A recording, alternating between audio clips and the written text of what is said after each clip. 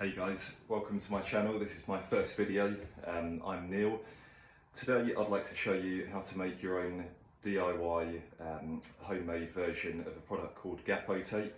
The idea is that PIR insulation like Celotex, it gives you a perimeter of foam that can expand and contract with the movement of the timber. I'm currently building a new furniture making workshop that you can see in the background.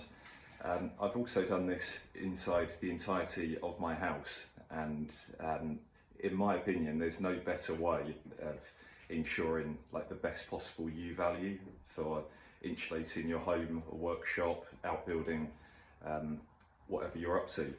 So Gapo tape is the official product for doing this. I think it's going to become something that's mandatory in future with building regulations within the UK. The problem for me is that it's very expensive, and I thought there must be a better way of doing this. So what I've come up with is buying rolls of mylar building foam. I think it's primarily used for creating a perimeter around a room before screed, so you get a buffer zone for expansion. So what I've done, you get through a lot of this material, but I've been buying many rolls of this mylar foam, and what I follow it up with is some aluminium foil tape.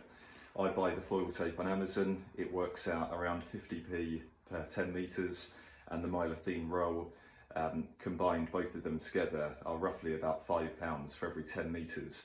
So compared to Gapo tape, that's less than a quarter of the cost. This wouldn't be ideal for anyone who's a trade who wants to do this for a customer, because it is labour intensive. The Gapo tape comes out the box and is ready to use.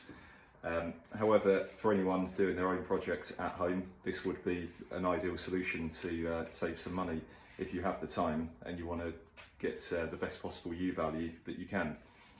So what I do, I buy this 100mm mylar foam. I'm actually using 90mm Celotex because the true stud timber that I'm working with is 95mm, so it allows a 5mm buffer. And fortunately, there's actually a 10mm section that is very easily pre-cut, so it's easy to either rip or cut that off with scissors.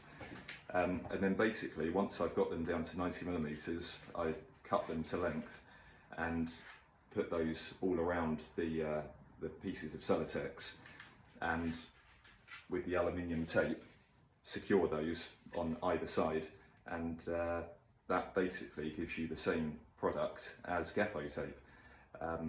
I've found with this particular product it works best removing about 13 to 15mm, and that allows the Celotex to tightly go into each void that you can see behind me, and it's snug. Obviously you don't want it too loose because it negates the point of doing it in the first place, and you don't want it too tight because obviously you'll end up hammering the Celotex in. So you have got to experiment with this and try it out and see what works for the products that you're using. But yeah, 13 to 15mm for me works pretty well. All I would say is that it's tempting to wrap the foam around the corners, so it's slightly quicker.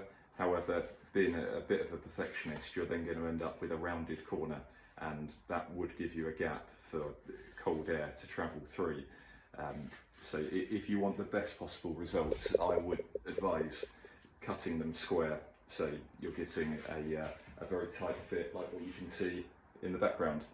I'll give you a little tour of the workshop so far. So I'm in process of fitting the homemade Gapo tape at the moment. Probably around halfway there now. So I've done the same on the ceiling, the same again, that's 50mm Celotex, so I've just cut the foam in half and it's the same principle, but it seems to work very well. I've done the same inside my house, and it takes time, but it's well worth it. There was a noticeable difference from this past winter to the one before without any insulation. So yeah, I hope this was useful to someone, and I'll catch you on the next video.